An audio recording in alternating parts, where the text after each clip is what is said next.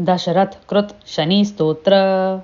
नमः कृष्णाय नीलाय शतिकण्ठनिभाय च नमः कालाग्निरूपाय कृतान्ताय च वै नमः। नमो निर्मांसदेहाय दीर्घश्मश्रुजटाय च नमो विशालनेत्राय शुष्कोदरभयाकृते नमः पुष्कलगात्राय स्थूलरोम्णे च वै नमः। नमो दीर्घाय शुष्काय कालदंष्ट्र नमोऽस्तु ते।